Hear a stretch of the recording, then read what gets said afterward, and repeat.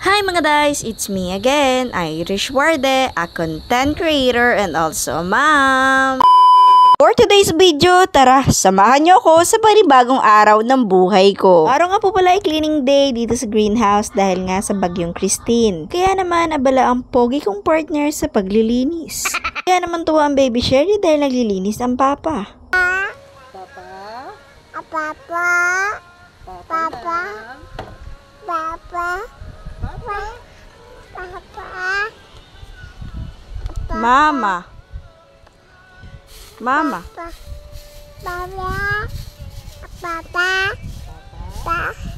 Punta nga po pala kami dyan sa labasan kanina nang nakita po namin dito si Ate Edna ay abala din naman po sa pagkukuha ng buhangin dyan sa may sapa. Para nga daw po pandagdag dun sa ginagawa po nilang bahay kaysa naman talaga magbili ay kumuha na lang dito sa sapa. Magkatulong nga po pala sila dyang mag-asawa. Habang kami naman pong mag-anak ay paglalakad papunta po dun sa labasan. Nagyaya nga po pala sila Ate Mara na maligo dyan sa sapa kaya naman nagpunta din po kami. So nga po hindi kami nakaabot dun sa boodle fight na sinasabi dahil naman po tulog si baby Sherry. Papunta nga po pala kami dyan kila mama dahil nga po hindi ako nagsaing sa bahay. Wala din po kasing kuryente at wala din pong tubig. Kaya nga po sabi ko din dito sa partner ko ay makikain na lang kami dun kila mama dahil alam kong marami naman po dong kanin at ulam.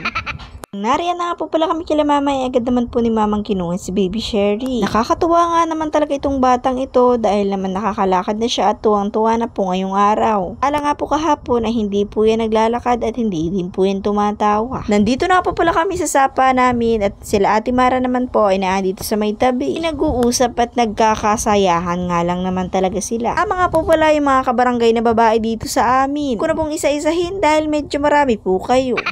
Ngayong araw nga po pala ang tunay na birthday ni Ate Mara, October 25. Kahapon naman pong celebrate namin October 24 ay birthday po yun sa papel. Kung baga po sa birth certificate ay October 24 po ang kanyang birthday. O siya, kayo na pong bahalang umintindi.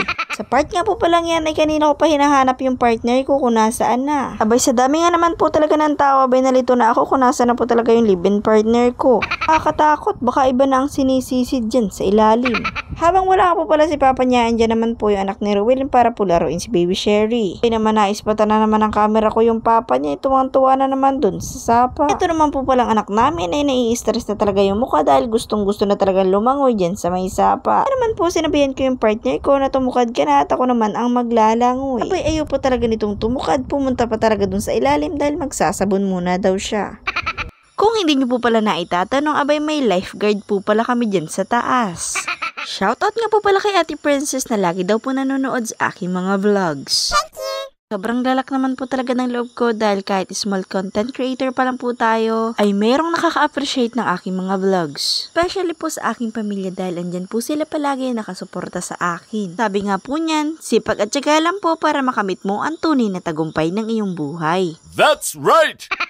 Yan nga po pala sa part niya na naghahanda na po pala sila ng pampubudol nila. Kahit nga po pala wala ako sa video ay sinama ko na rin po pala ito dahil nag-effort din naman po talaga yung kapatid ko. Katapos nga po pala ay kumain na din po sila. Sana all.